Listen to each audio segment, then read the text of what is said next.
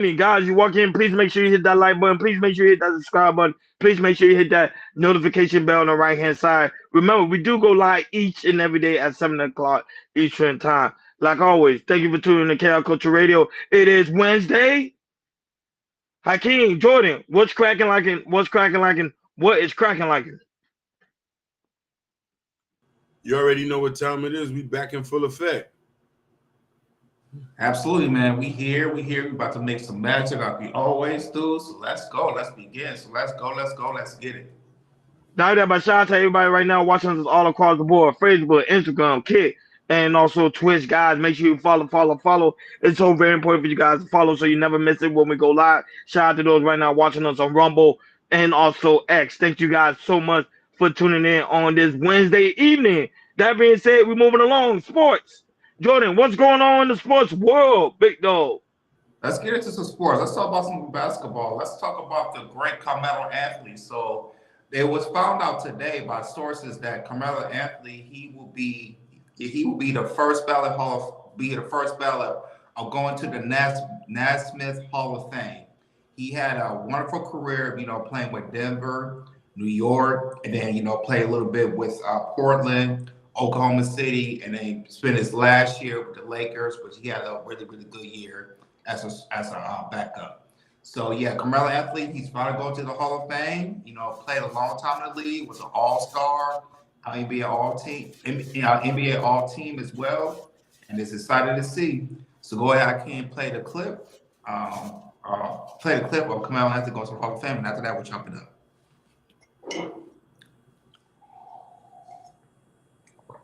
Told you have some massive breaking news here, Shams. Pat, I do have some news. Sources tell ESPN, sources tell us on the Pat McAfee show here. Carmelo Anthony has been notified. He has been elected into the Basketball Hall of Fame, the Naismith Basketball Hall of Fame class of 2025.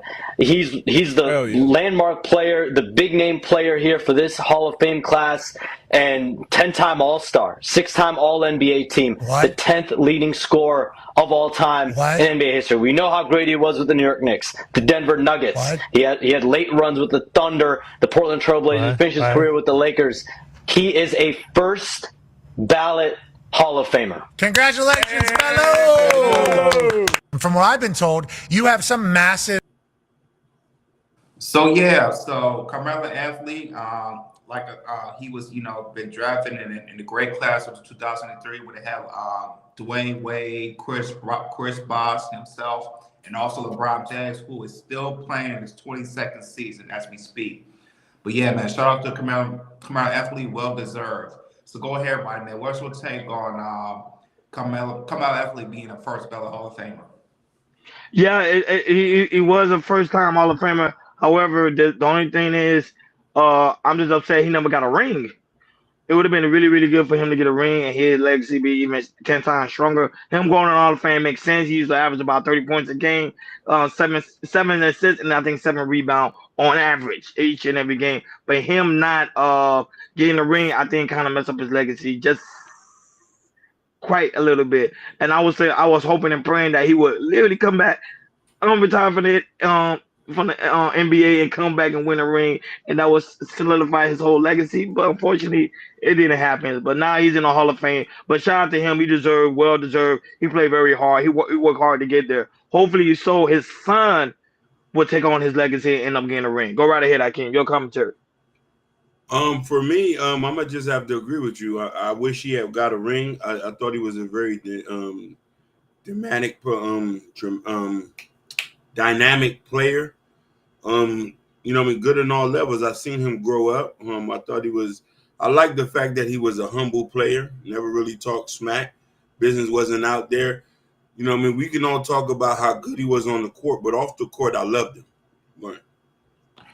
Yeah, absolutely. Carmelo Anthony, he is phenomenal. One of the best scorers I've ever seen that played the game. Yeah. And go him winning that championship ring. Shout out to you, Jordan Herman. We see you, my brother. He said, don't forget, Carmelo Anthony was Puerto Rican. Shout outs to my Puerto Rican brothers. Coqui. Boricua. But yeah, but him running a ring, there was two scenarios that he won a ring. The first scenario was if the Detroit Pistons would have selected him as the number 2 pick instead of Darko Milicic, which I'm still, as a Pistons fan, I'm kind of still upset because if we had Carmelo Anthony, the Detroit Pistons, he would we still would have won that ring that next year. But I think Carmelo Anthony would have took us in the round and won the multiple champions in Detroit Pistons. So as a Pistons fan, I'm kind of upset that back in 2003 we had the chance to draft Melo, but we drafted Darko Milicic, and after that he's been a bust. And in the second scenario, when the Big Three happened in Miami, it was supposed to be Carmelo Anthony to be on the team instead of Chris Bosh. But what happened was Carmelo Anthony, he signed a deal. I think a year, 2 years before, when D Wade, Chris Bosh, and LeBron James, they always going to, wait and be free agency and everything. But Carmelo Anthony, he kind of opted in because of the money. He stayed a little bit in Denver, and then later on, a couple of years later, he got traded to New York Knicks and everything. So that was another scenario that it was supposed to be Melo, who was supposed to be the Big Three sub Chris Bosh, but it didn't happen that way. But anyways, he had a phenomenal career. He was a great Denver Nuggets fan. Denver Nuggets. That was my favorite Carmelo Anthony. He was in Denver. And then went to New York. Had a great career. And then tried to go ring chase to go to OKC, Portland, and the Lakers. It didn't eventually work out, but still, when it comes to the Olympics, I think him and Kevin Durant, they have most Olympic gold medals and everything. So, when it comes to the Olympics, he does have the gold medals, which that definitely puts him up there of being like not just a great player in the NBA, but also a great player when it comes to the Olympics as well. But shout out to Carmelo, well deserved, and I can't wait to see his speech later on this year. That was trying to tell you, man. It would have been a good thing if he would have came to the Miami Heat before Chris Bosh. But at the end of the day, he chose to stay because of the massive deal he received. I think it was like $100 million, I believe. So if I'm not mistaken, it was around there, $100 million deal. So it is what it is. He chose money over the ring, and some people choose. That's what they choose because he had a livelihood he had to maintain. Shout out to Bobby Ward that's in the building. Also, Joe No heard him. Shout out to him being in the building. Guys, make sure you like, share, and subscribe. Don't forget to hit that notification bell on the right-hand side so you never miss it when we go live. Shout out to everybody right now watching us all across the board. We really do greatly appreciate you guys for tuning in on this Wednesday evening. Moving on to money. Jordan, what's going on with the money, man? My hand is hot. It's time to make this money. Let's talk about something. Let's talk about some stocks. Let's specifically Tesla stocks. So if you guys don't know, ever since Elon Musk has been in a position, his role in the since Elon Musk has been in a position of being in a U.S. presidency with Donald Trump, the stock has been going down, trembling for Tesla. It has been going down, and Elon Musk is kind of blaming his position of what he has right now that Tesla is going down, because we see that a lot of people, they're destroying Tesla cars, Cybertrucks, and Tesla is not a really big fan of buying cars right now, and we see a big dip into the stock. So go ahead, Hakeem, play the clip for Yahoo Finances to explain more about Elon Musk and Tesla, and after that we'll jump it up. Tesla taking some losses this morning, down nearly 6% amid a broader sell-off here. CEO Elon Musk saying over the weekend at a Wisconsin town hall meeting that was greeted with protest that he puts the blame for the current slump on his role at Doge. Musk saying, quote, "It's costing me a lot to be in this job. My Tesla stock and the stock of everyone who holds Tesla has gone, well, roughly in half. I mean, it's a big deal." So we have a lot of that commentary coming in from Elon Musk here, admitting to the fact that it is costing him a lot. He also reiterated this call that he put out previously that a magic 8-ball could do a better job than the Federal Reserve, something that he has said before. But I think what's also obviously moving the stock this morning is this call from Stifel amid the broader sell-off as well, talking about reducing their near-term delivery forecasts to reflect the rollout of the new Model Y Juniper, as well as those headwinds from the anti-Elon Musk crowd. So pointing to both the political and also some of the product challenges. Yeah, I mean, there are some analysts out there who say it is because of that Model Y changeover that's the real reason behind a lot of the slump in the deliveries in the last couple of months. But here it is, Musk himself acknowledging that, yes, people hate him right now and are protesting at Tesla dealerships all over the country because they are upset about what's going on at Doge, and that is likely having an effect on the sales. I mean, there is also, as you pointed out, this broader downward vibe here that's affecting the Magnificent Seven this morning, certainly affecting Tesla as well. And then there's also what's going on with the tariffs. And even though Tesla is less exposed to the tariffs than many of the other U.S.-based automakers, because Teslas are assembled in the U.S., they do get parts from other places and raw materials from other places. And this weekend, we had President Trump saying in a phone interview with NBC, he couldn't care less if automakers do raise prices because of tariffs. That was contradicting an earlier report that the Journal had that said he had threatened automakers and told them not to raise prices in the face of tariffs. So, we've got some of the automakers under pressure as well ahead of the actual imposition of the tariffs, right?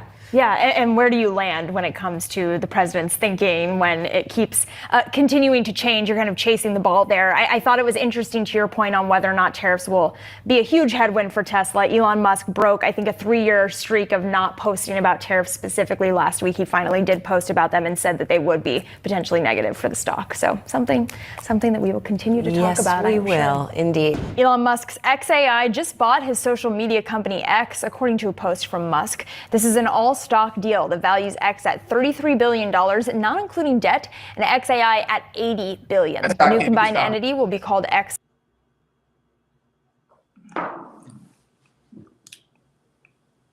Yeah, so right now, Tesla is to me, I think it's probably one of the most hated electric cars in America right now. And you can tell by how the stock is just plummeting. Like a lot of people are really selling their stock as long as Elon Musk is at a position which he's in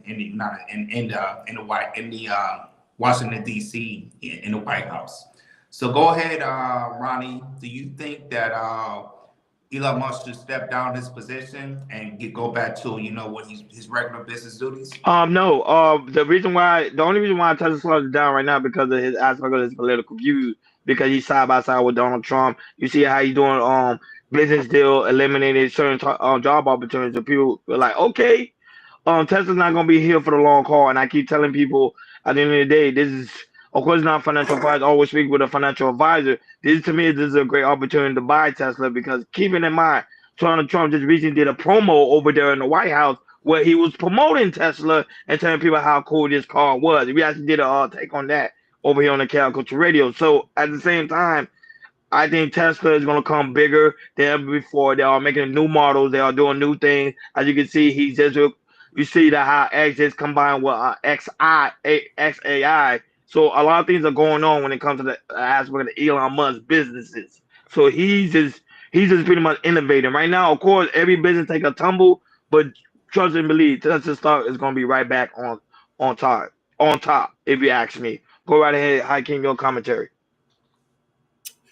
I'm gonna say this: if I don't tell you nothing, the smartest thing you do is like what Ron said: is get into the stock right now. Teslas are cheaper more than ever. It's a proven product, and if you can't separate the man from his views, we don't have to have a conversation. We're not supposed to agree with everything, and just because he has a particular views doesn't mean that he's an evil person. He just has views on something. I particularly think that, hey, when he bounced back, he's going to be more richer than ever. And this is the best time to get in when the stock is at a steel price. We're talking about generational wealth type situation. It's at 256. The stocks was like just last year at what, 500 a share?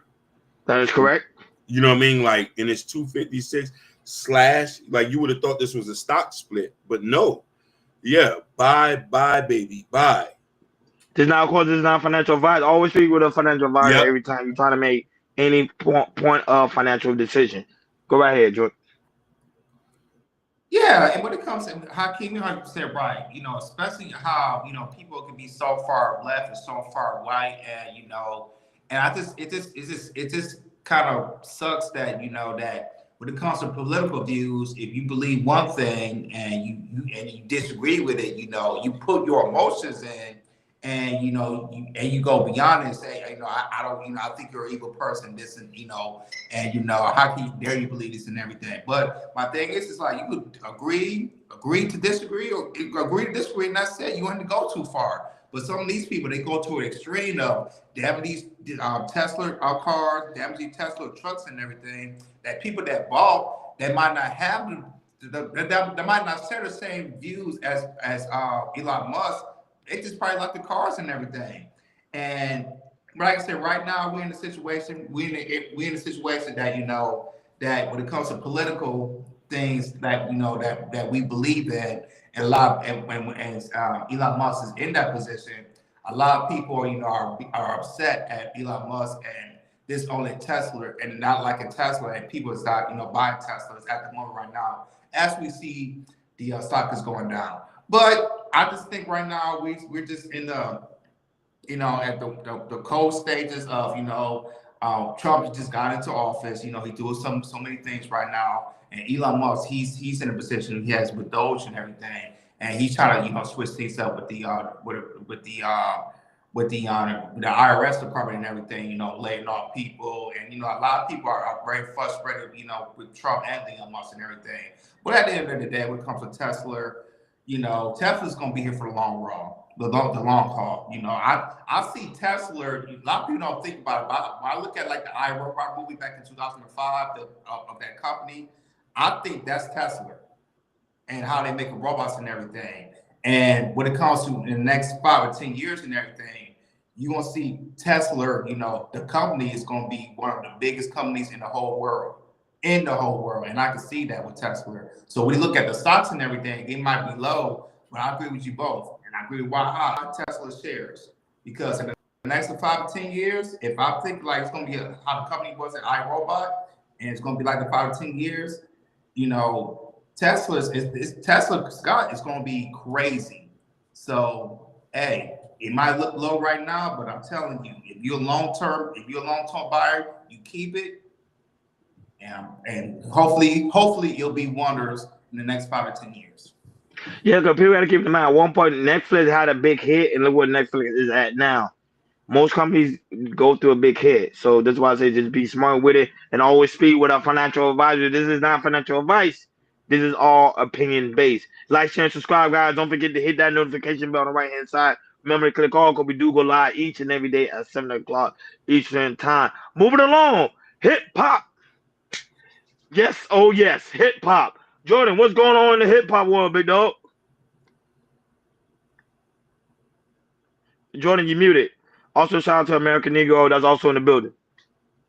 Yes, we have some big news in the in the hip-hop news, especially when it comes to Drake and suing the label. So it's been found today that the judge has ordered Drake and his lawyers to look up Kendrick Lamar's record deal, and also more of looking at more evidence of what's going on, in the evidence to premature and overboard of the discovery of the process moving ahead forward and everything. So now, at first, we thought about, Drake suing, not going to do anything, but the judge has approved that, hey, you can do what you need to do. If you want to look at Kendrick Lamar's contracts and paperwork, everything is far ahead and everything. So this is a big step for Drake. So Hakeem, I did send you a video. I found a video for Drake. It's the very last one. So go ahead and play the clip, and then after that, we'll chop it up.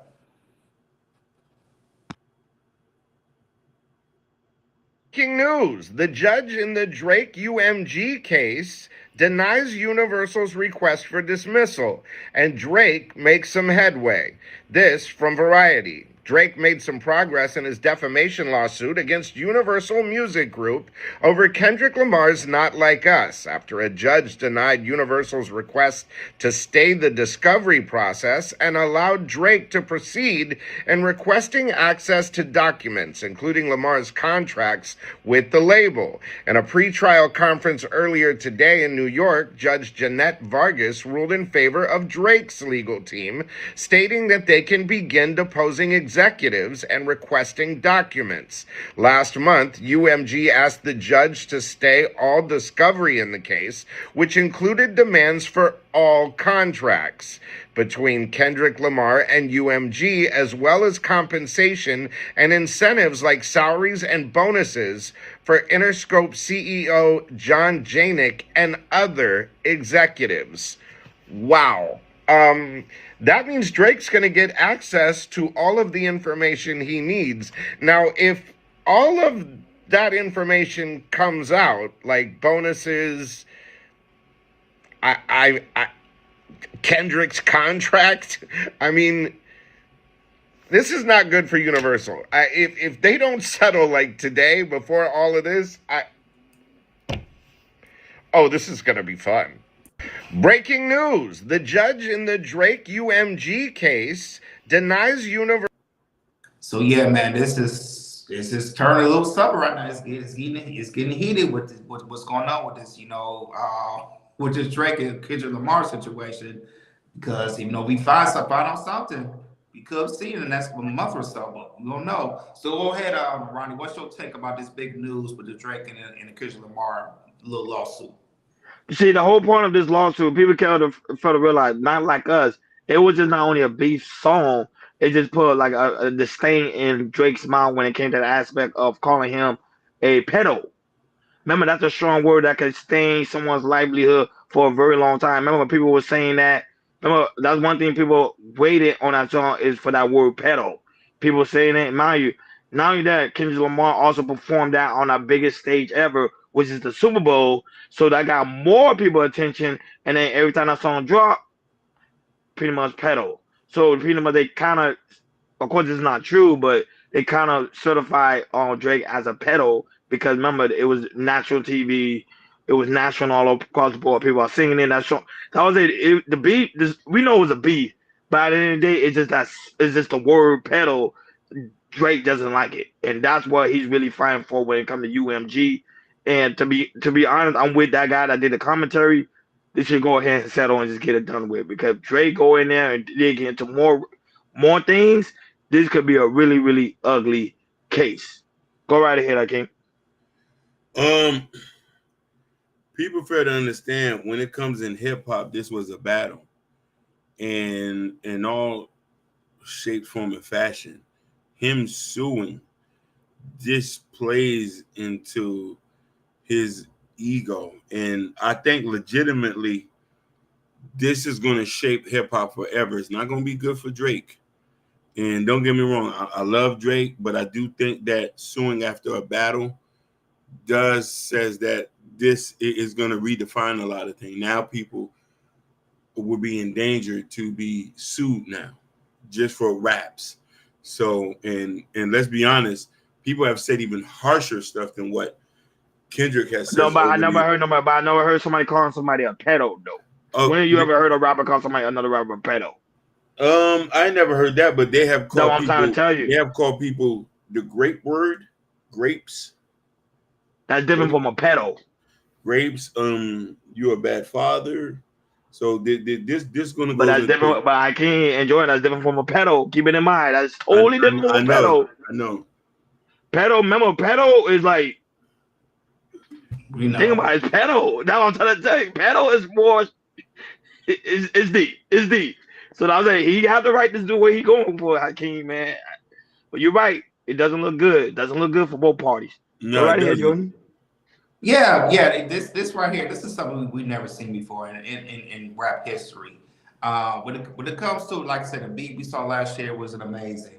But I guess this definitely hurt Drake's ego that it kept lingering, all the way to the Super Bowl, from last year all the way to the Super Bowl. And and it just kept going and going, and Drake just felt like he just had to do something. He just had to do something, because my thing is, I thought he was gonna come back this summer, rap whatever, do Drake things, but he kind of went.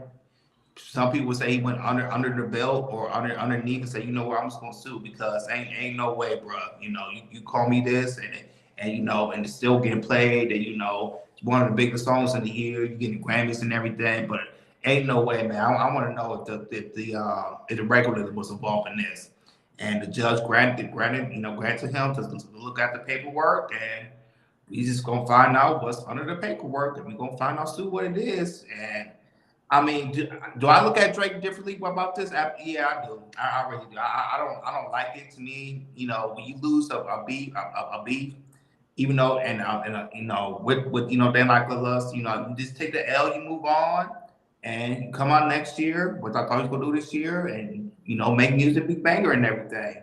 So for me, yeah, it definitely changed how I look at Drake right now. To me, because if you're gonna do this, you get settlement money for that. It's like, to me, it just seems like you're a sore loser.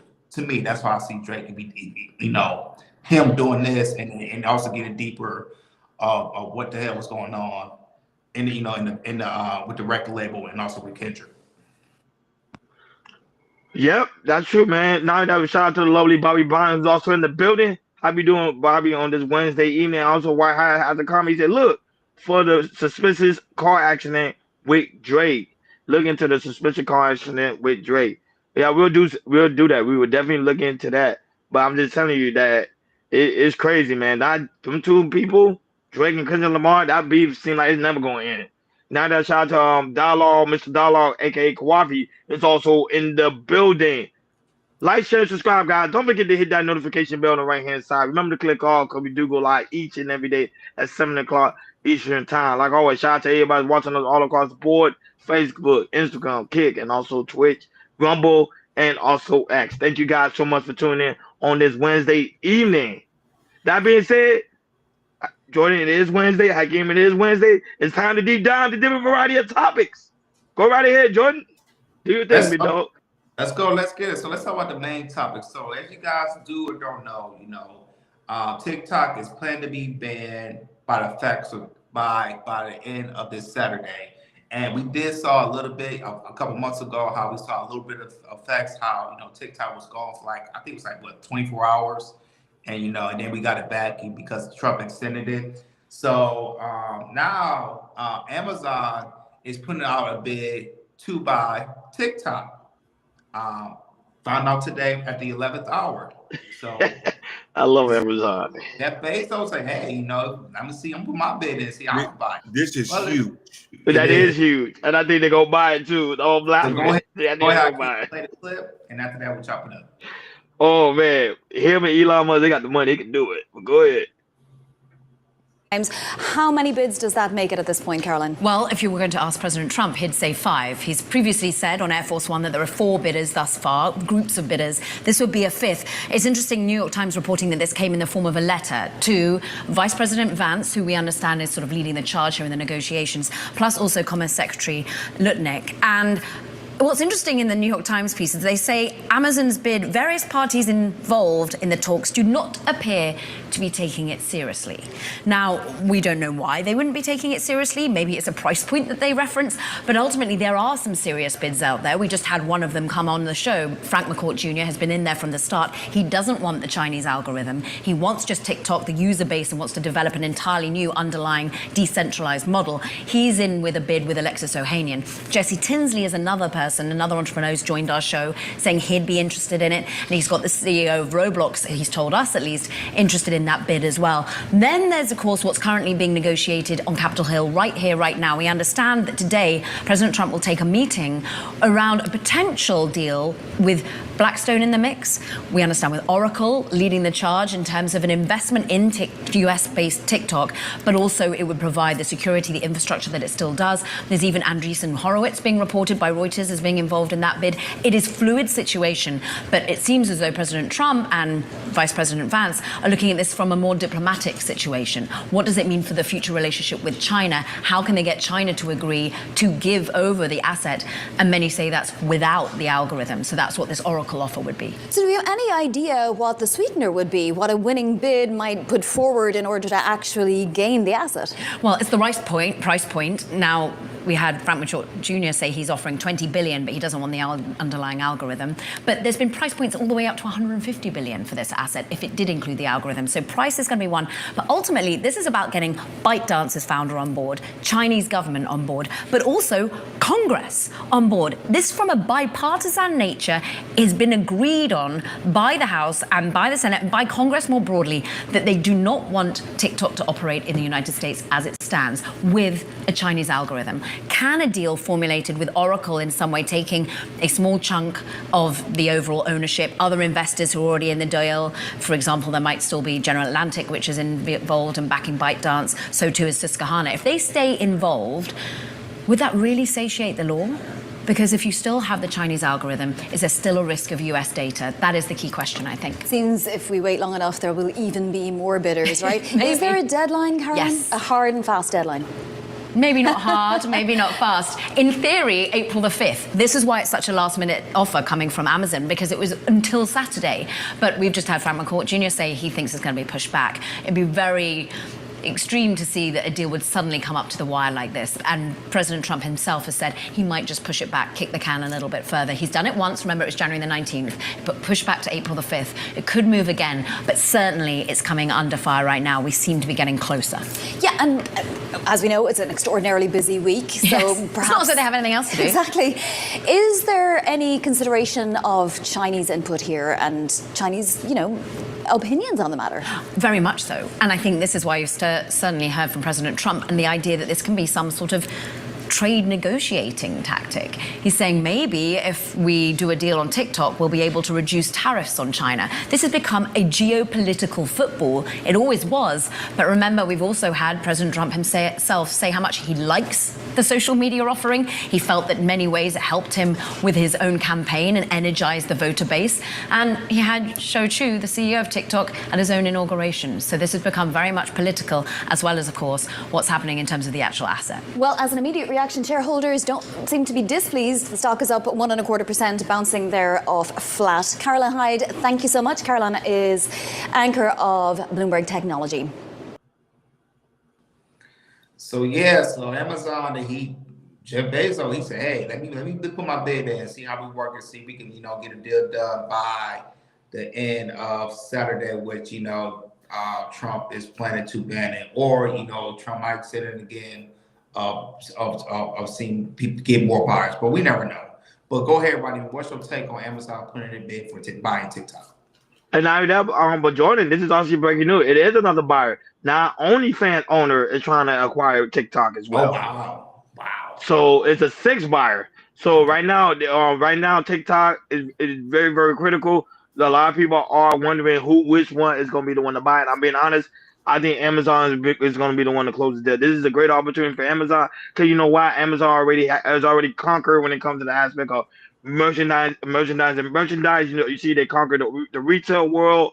They're trying to conquer it all. So them acquiring TikTok is going to be actually good because now guess what? They're going to infiltrate some of their feature onto TikTok and make TikTok even more better than what it is now. And now it's going to be actually good for people that are trying to sell their product on TikTok, because some people say it was very hard to sell certain product on TikTok. Now, if Amazon is able to acquire that, it would pretty much they'll be more easier for people that are trying to sell their product on TikTok. So, with the deadline ends pretty much Saturday. So let's see, April 5th. If not, once again, TikTok gonna be bye-bye, and you're gonna hear Donald Trump say, "No, let's extend it for another 90 days." Go right ahead, Akeem, your comment. So everybody else who I heard who put a bid in didn't make sense. But Amazon makes a whole lot of sense. And I want people to grasp this. And I want to give it to you from them. Amazon is the largest online e-commerce retailer. Number one. Second is Walmart. The biggest thing on TikTok is the TikTok shop. If Amazon was to acquire TikTok, they acquire the millions and billions of dollars on the TikTok shop and people who are sold. Imagine TikTok shop and Amazon cross being together. So when you sell your stuff on TikTok shop, you also sell your stuff on Amazon. This is huge, but it's also going to be negative too. Products that do not align with Amazon would not be able on that. They're very strict about these type of things. Ronnie knows. You see what I'm trying to say? So this deal is going to make Amazon one of the most, it's going to be a conglomerate after this. There's no more winning. Walmart, Target, you name it, eBay, they're not going to be able to compete if they get TikTok. They get TikTok, and I believe there is, because our beloved boy, Jeff Bezos and Trump are like this. He was at the inauguration. He has donated money. Nobody has hearing anybody talk about tariffs affecting Amazon. He hasn't said anything. He hasn't said a word. Stay key to that. And the thing is like we see one billionaire, you know, who's in there with Elon Musk. You know, he has a position there. He's talking, and people don't like his political views. When it comes to Jeff Bezos, you don't hear anything from him. I'm sorry. Can you hear me? Can you still hear me good? Yeah. Okay. But because I thought I said what's going on. But Jeff Bezos, he's been quiet. You know, ever since we saw the inauguration of him and Trump and everything, he has been quiet.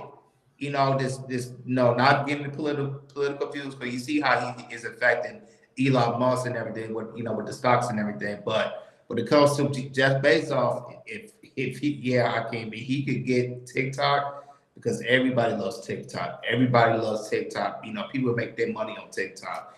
If he could require TikTok, this will definitely be a game world changer here, because what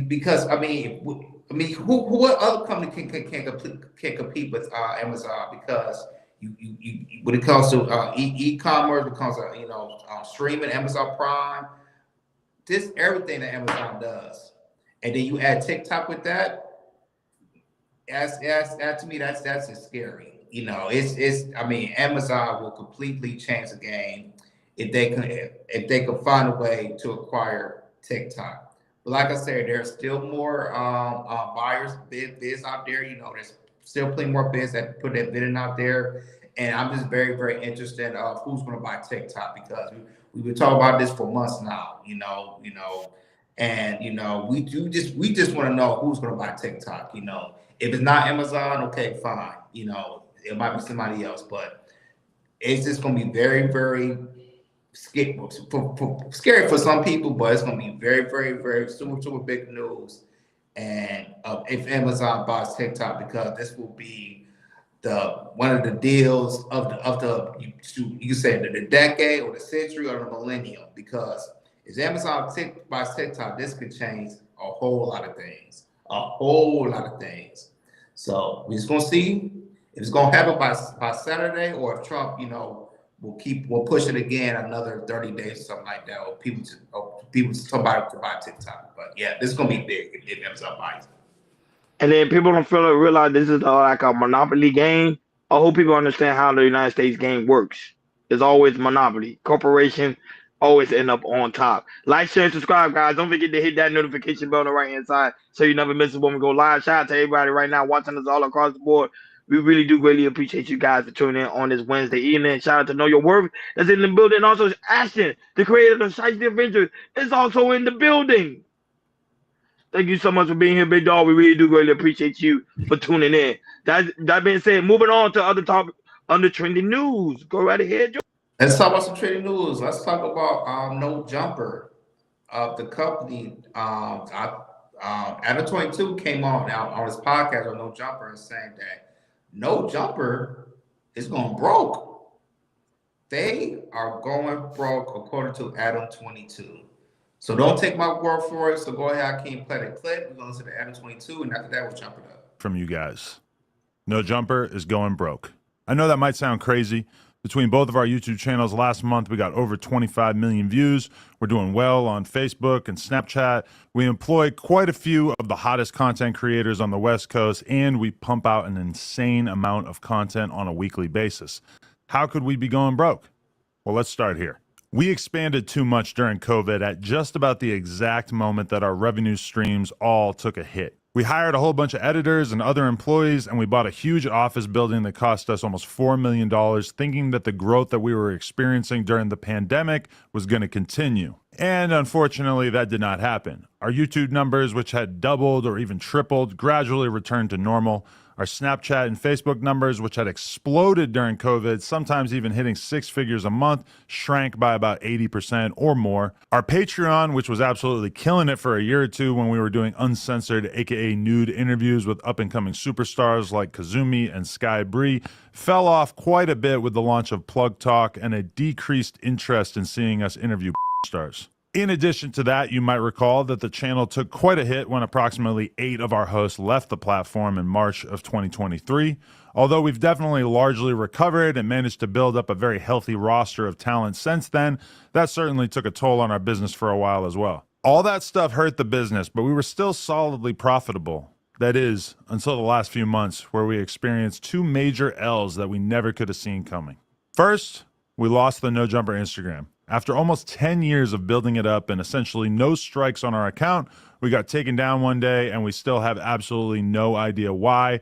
We've had no luck getting it back despite being in contact with what seems like every Instagram recovery guy on the face of the planet. We were bringing in a very solid amount of cash monthly that was keeping us afloat via selling sponsored posts on the account. And that mostly vanished overnight. And while we've been growing the new No Jumper LA account up ever since and managing to sell sponsored collab posts using my Instagram and the No Jumper LA account, DM or email if interested, we aren't making anywhere near as much from Instagram now. Side note, if you're a Meta rep, please DM me. I would love to speak to anyone who could help with this. And second, in addition to that, we have been hit with a bullshit lawsuit from a former employee. Now, essentially everything in this lawsuit is completely fictional, and every lawyer that I've spoken to about it has described this as basically an extortion attempt, but it still cost us a ton of money already, and it's expected to cost us many hundreds of thousands of dollars to see this through to completion. It's insane to me that a person that we did so much for can just invent some grievances out of thin air and cost us this much money as a result. This person has literally lost every single friend that he used to have when he worked at No Jumper. His streaming career has completely tanked, and he even got kicked off the podcast that he left No Jumper to start. But somehow, that's our reality, and we have to fight this rather than just give in to this piece of shit. So as a result of all these circumstances, we are making some changes. Over the last few months, we laid off multiple employees in an attempt to reduce our expenses as much as possible. We closed down our store on Melrose, and we're in the early stages of selling our current warehouse and moving into a smaller space. To be honest, aside from the layoffs, which sucked, I'm pretty happy about a lot of these changes. I've realized that I should have paid more attention to DJ Vlad and kept my overhead as low as possible, particularly in terms of staff and location. I'm confident that once we get the building sold, we'll be in a pretty solid financial position again as a business. Oh, and I also just want to note that I am talking about No Jumper as a business. I've got another business in the form of Plug Talk, and I've got a pretty decent investment portfolio on a personal level. I mean, shit, I'm not $2 million in debt, and I never had to file for bankruptcy like T-Rel. But I honestly spend pretty much all of my time trying to create as much content as possible with No Jumper, and I can't really justify doing so unless the fundamentals of the business make sense. It was a big decision to share this stuff with you guys, but at a certain point I realized that I've been honest with the world about just about everything in my life over the years, and it felt wrong to keep all this stuff that we've been dealing with in secret. So I know what you're thinking, what can you do to help? Well, I do have some ideas, which I'll sort into 3 categories here: free, cheap, and generous. Free. Obviously, I'm infinitely thankful to anyone who watches our content at all, follows us on the @NoJumperLA Instagram, and in particular, those of you who drop likes and comments on our videos and Instagram posts. In the long run, that stuff is super helpful. Cheap. We are really trying to get serious about embracing our members here on YouTube. For $5 a month, we've got a ton of awesome benefits, including being able to watch all of our interviews free of censorship and bleeped words before they're released to the public. Members only chat for all of our live stream content, and we're just going to be prioritizing a lot of our most requested content and trying to do that live for members only. So for any of you who are down to spend $5 a month to help support the business, we're just going to try to keep adding more and more stuff to make that an easy decision for you guys who are down to support. And for those of you who have more money to spend, we're introducing a mega premium $100 tier to our memberships that will get your name added to the end of all our videos, and it will also get you consistent advice and opinions on your music submissions with one free submission per month and discounted additional songs. Basically, we're just trying to do as much as possible for anybody who's down to join this tier. So we're going to hype you up on our live streams and try to like really give you actual professional advice about what we think that you should do with your career and everything like that. And, you know, we're going to try to add even more value for that $100 tier as time goes by. Also, if you own or work for a brand and would like to sponsor the podcast, please reach out to Josh at nojumper.com. We're also selling collab promotional posts using the NoJumper LA and Adam22 Instagram accounts. So again, if you want to hit up Josh at nojumper.com, he can give you all the information. Christopher J said $100 for the shout out. He said, "No, I'm good." So yeah, so it seems like No Jumper, you know, they're, you know, with the money they're losing, you know, ever since the COVID and everything, they laying off people. Now, you know, they're gotta switch really gotta switch the things they do in order to save the money that they save money and the money they lost, you know, and kind of, you know, shrink, you know, the people that they have and also the shrink of the ability to have too. So that's how sometimes business go when, you know, you lose money like that, and, you know, you gotta make cuts and everything. So go ahead, Running Man. What's your take on No Jumper, you know, kind of shrinking down their company? First of all, I want to appreciate you, No Jumper. I'm not gonna lie. Most of the game I understand from the content world was from No Jumper. I get motivated by No Jumper. I like the way when it comes to the aspect of them posting content on a consistent basis. Those guys don't stop working. So I look up to No Jumper. No Jumper, DJ Vlad, DJ Academic. Those are the guys that actually gave me the push and the pioneer to go hard when it comes to the aspect of content. Now, what hurt No Jumper at the end of the day, too many employers, too many employees in the company. Your company, you're a big name content. Don't get me wrong. Close to 5 million subscribers on your page. However, you out of that 5 million, the amount of money you get, you gotta branch it off between your hosts. So I think him adding shows and trying to revamp, doing something totally different, hurt No Jumper at the end of the day. Now that you losing two of his strongest pioneers because of the beef, mess up No Jumper. Now when it comes to the toxicity of the content, mess up No Jumper as well. Sometimes people get tired of the toxicity. Now I get it. It comes from, it has to be a balance. Once every blue moon, but every episode someone's fighting, someone's cursing, it's all over the place. Hurt No Jumper. And don't get me wrong. Wack 100 didn't make No Jumper any time better. I'm just being honest. He didn't. He made No Jumper like more about game related. He started talking crazy out of the mouth. That would hurt No Jumper, but unfortunately, I think Wack 100 still with No Jumper. I don't think he let him go, but at the end of the day, it's just too much was going on with No Jumper, and I'm glad every business need to shake up to realize that, hey, you know, it was too much. Now we got to revamp, start over again, and hopefully No Jumper come back bigger and stronger than ever before. But I want people to pay attention to key gems No Jumper gave on how to post your content. He even say he gave good name, Snapchat. You got to pay attention. That's what I'm saying. He always give out good gems. That's why I say shout out to him, man. But terrible loss, man. Go right here, again.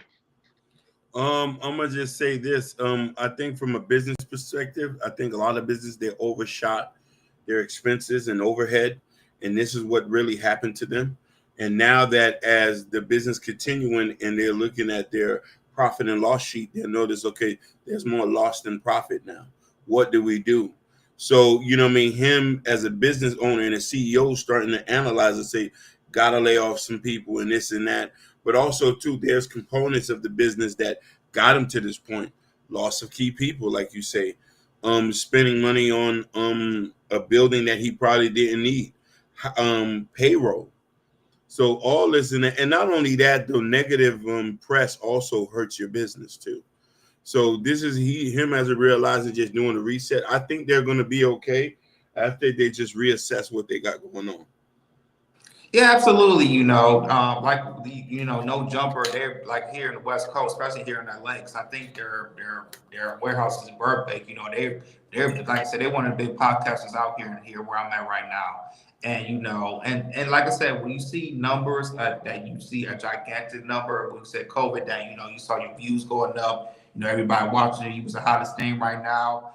And Adam was like, you know what? So if you're doing so good, hey, let's hire more people and get a bigger warehouse and everything. But he said a good thing. What he said about Vlad, how Vlad, how he keep his podcast. You don't have a lot of people working for him and everything, and how Vlad has been consistent for hockey since 2010. Yeah. Dude, 15 years this bad been doing. Mm-hmm. How he does his content consistently, do interviews, just give him a room for him, and then he, like I say, he has a membership, so you buy his membership, you can watch, I think early interviews, you get to watch his interviews a little bit earlier than when he might, cut it up and then he put out a few interview and everything. So, but yeah, you see how, I see how like Club Shay Shay, how he does his podcast and everything. He has, how he's building his podcast. He rents. I think he rents out his room. I forgot this is one place. He rents out the room. He doesn't have a lot of people. He has like very few people that works for him. I think the same people that works for him on Club Shay Shay, he works for him for Nightcap too and everything. So when it comes to these like major podcasts and everything, and I think Adam learns and everything, you might be making the most money, you want to expand and everything, but at the end of the day, you see how these other podcasts are doing well, but they don't have a lot of people, and they don't, they have consistent content of what they're doing, and also they try to not to try to get what's the word I'm trying to find? They try to be with no joke, give more people, get more gangster out of it when it comes to podcasts and everything, which that kind of pushed me to watching No Jumper as well. But end of the day, I think No Jumper, they doing these cuts, just to save money and also adding things to make more money as well. I think they're perfectly be fine, but I don't think they're not gonna get the views that he did back in COVID. They're not gonna get that because the talent they had. Also the time that happened too, because podcasts really blew up around COVID because everybody was sitting in their homes, and that's something to really put people to do was go on YouTube, watch podcasts and everything. That's how No Jumper, they kind of blew up. Kevin Samuels, they blew up. Fresh and Fit, how they blew up and everything around that time. I think that COVID year, that was a rare year where a lot of podcasts blew up and everything. And it's not going to go as we used to back in COVID and everything. But No Jumper will be fine. I mean, they're going to do, like I said, they're going to do some cuts and everything, make sure they get their money okay. But yeah, I just say that COVID year, it was just very, very special for a lot of podcasters. Yeah, No Jumper will be fine. I would say they will bounce back. He understands the formula. He been in the game for a very long time, over 10 years. So he know how the system works and how the algorithm works. Now, shout out to Christopher J. He said $100 for a shout out. Nah, I'm good. Another comment Christopher J made, he said views doesn't mean anything in comparison to the watch hours. That is also a fact. But No Jumper, they drop content on an hourly basis. That's why I look up to him when it comes to the aspect of dropping content. Them guys, they just doesn't stop. They doesn't stop working. But I hope he understands you gotta keep your team small. That's how you keep all the money. Bigger your team, the more money comes out. Like, share, and subscribe, guys. Don't forget to hit that notification bell on the right hand side. Remember, we do go live each and every day at 7 o'clock Eastern time. Shout out to everybody right now watching us all across the board. We really do greatly appreciate you guys for tuning in on this Wednesday evening. Go ahead, Jordan. Final topic on today's show. All right, let's talk about, let's go to New York City. Let's talk about Eric Adams. So we found out today that a federal judge in New York on Wednesday has dismissed the corruption charges against Mayor Eric Adams. Wow. So go ahead and play the clip, and after that, we'll chop it up.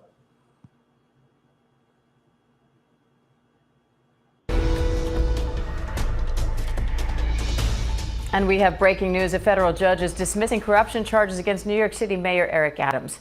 Adams was accused of engaging in a quid pro quo with the Trump administration to drop the charges in exchange for cooperation on immigration enforcement.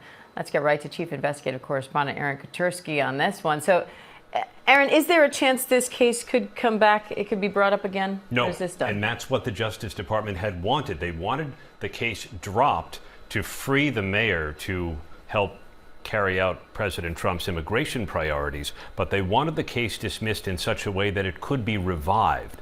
And the judge just said that was unprecedented and breathtaking, and in effect could leave this unavoidable perception, in his words, that the mayor's freedom depends on his ability to carry out the immigration enforcement priorities of the administration, and that he might be more beholden, the judge said, to the demands of the federal government than to the wishes of his own constituents. The judge said he just wasn't going to go along. So he did dismiss the case, but he did so in a way that it cannot be brought back. And these are sort of layered accusations. On the one hand, the accusations Adams was initially facing, and then the accusations that this was some kind of quid pro quo arrangement to drop it. That's right. And the judge, importantly, in his opinion, said he was making no determination about the mayor's guilt or innocence on the corruption charges. And the whole idea was that the mayor was taking money improperly in exchange for official favors, most notably helping the Turkish government open up a new consulate here in Manhattan, even though the fire department had building code concerns at the time. That was one of the main allegations. So the judge said he wasn't weighing the facts, he wasn't determining the mayor's guilt or innocence, but the case is going away because, as the judge said, he really has no power to force the government to prosecute. So the mayor denied those charges. The judges didn't weigh in on that part of it, just dismissed the charges as the DOJ's requesting. Dismiss them as the DOJ is requesting, but not quite in the way that the Justice Department was requesting, because they wanted the carrot and stick, right? Yeah. They wanted the mayor to carry out the administration's immigration enforcement policies, but they wanted the case dismissed in a way that, the charges could come back if he didn't do it, or at least that's what the judge said was implied, and the judge said that was not consistent with the country's premise of equal justice under the law. All right, Aaron Katersky, thank you. Wow. Big news for the mayor. He got his case dismissed. Wow. So go ahead, Ronnie, man. What's your take on Mayor Eric Adams? This don't surprise me one bit, because at one point he would try to be buddy with Trump so he could get off. So I knew he was going to get off. He was complying with everything Trump wanted to make sure, like, hey, Trump, get me off. And then look, Eric Adams got off. And to me, I thought he was going to spend the rest of his life in prison, but lucky for him, he did get off. So I know he is excited. But hopefully he learned his lesson and do some work when it comes to aspect of New York. New York needs some undoing from his all his policy that he put into place. So Eric Adams, get it together and fix New York right up, because they need you right now. Go right ahead, Hakeem. I think this is precedented, but let's be honest with it. We know a backdoor deal was made. And I wouldn't be surprised if you start seeing more immigrants get hauled away in chains on the buses on that midnight train to Georgia. You know what I mean? So it's for him to beat this, and him getting all these gifts from Turkish presidents. Let's go. Erdogan, come on. Whoa, Shiesty Avengers in the building. My half brother. But yeah, Hakeem and Ronnie, I think order Eric Adams has to, get his case in this. He had to kiss the ring. He had to kiss the ring. And I think that's what he did, because I was surprised. Hey. Go ahead, Hakeem. No, go ahead. You got to kiss the ring. And that's what happened. I was surprised hearing this. I was very surprised hearing that, he got dismissed and everything. So, yeah, something had to happen in the back and everything. And I think, when it comes to a lot of these illegal immigrants in New York and everything, I think, you're going to see a lot of noise is going to happen in New York City. And meaning that we're probably going to cover one of these topics about how a lot of Eric Adams is really cleaning up New York, about getting rid of these migrants that's all over New York City. So, yeah, man, I was surprised by this. But, hey, man, shout out to Eric Adams. You got off, buddy, because you had to kiss the ring. You had to kiss the ring. Yeah, look, Hakeem got two rings. Oh, man. Like, share, and subscribe, guys. Don't forget to hit that notification bell on the right-hand side. Remember, we do go live each and every day at 7 o'clock each of the time. Like always, shout out to Ashton, the creator of Shiesty Inventor, who will be going live right after us. It is Wild and Out Wednesday, so guys, make sure you go over there. He said not tonight? Ashton, what's going on? He said, what? Yeah, he probably working. He's probably working. Not tonight. Well, still, make sure you go over there and subscribe to Ashton Williams channel, because remember, he's on his way to 1K subscribers. So guys, go over there and support the brother. Not only that, but shout out to White High, who also was in the building. Shout out to him. And also shout out to Christopher J. Guys, make sure you go over there and subscribe to his channel as well. He do some dope commentary, especially when it comes to aspect of wrestling and other pretty much trending topics, trending news. He does it over there, holding it down. Shout out to Christopher J. Always doing his that. Shout out to Know Your Worth, that's also in the building. Shout out to Mr. Darlaw, guys. Make sure you go over there and subscribe to his channel as well. He have a dope content where you talk about right now P. Diddy and the case. Really dope. It don't even take that. It's not even that long of a minute. I think it was like 28 minutes, but still, it was a really good, great commentary done by Mr. Darlaw. So go ahead, go check it out, guys. Shout out to Abby Wody, was also in the building, and also Joe Don't Hurt Him. Blessed be upon you. And not only that, did Ramadan end too? Yeah, Ramadan end, right? Yeah, Ramadan end. Shout out to that, because I know he probably was fasting doing the aspect of Ramadan. Not only that, but shout out to also those watching us on Instagram. Thank you guys so much for tuning in. Shout out to the lovely Bobby. Thank you. Hey, Bobby. Thank you, Bobby, so much for tuning in. She always come through. We want to love and support, holding us down over there in the Facebook world. Shout out to those 10 people watching us right now on Rumble. Thank you guys so much for tuning in. And also shout out to those watching us on X, Twitch, and also Kick. Make sure you guys follow. It's so very important for you guys to follow, so you never miss it when we go live. Guys, it's also very important that you go to KL Culture Radio description. And in the description, where is the KL Culture Radio store, where me and Hakeem and Jordan got on the KL Culture Radio t-shirt, the hat, the coffee mug, everything is in the store. You know, winter is over. You know, Hakeem's still working on the jacket. We still have sweaters for those that is probably still working in the cold and their job. So go ahead, check out the KL Culture Radio store. We have a lot of good gear in the KL Culture Radio store. And not only that, but guys, go to KL Culture Radio Community tab. In the Community tab, where you can find Prince Hakeem's book, Black Love. And also his new book is about to drop this week. Yep. So be on the lookout for that. Look at Hakeem. His book about to drop this week. And also, Broadway Fat album is out now. So guys, go ahead, check it out. Y'all don't know what y'all missing if y'all ain't got a copy of that album. That album is the hottest thing right now. I think it's up there with Drake.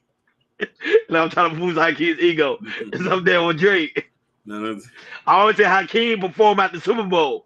So guys, make it happen. Make KL Culture Radio the biggest thing on the planet. Hakeem, if you perform at the Super Bowl, I think I'm off his frame. I'm like, oh my God. You gonna come out like Michael Jackson. You know, Michael Jackson came out in the Super Bowl. A lot of people fainted in the crowd. That was crazy. What type of power he had to have people faint in the crowd in the Super Bowl? Nobody ever done that. Nobody. No Justin Bieber, no Drake, nobody. Michael Jackson was the only one. Huh? Not even Prince. Not even Prince. What type of power, voodoo power did Michael Jackson have? Somebody tell me in the chat. No, I'm just joking. But yeah, but let's make this guy the biggest thing on the planet. Now you have a shout out to you guys making cash. Hello? Can y'all hear me? Yeah, okay. Yeah. Can y'all hear me? Yeah. Make your KL Culture Radio the biggest thing on the planet. We over and out. Peace. Peace.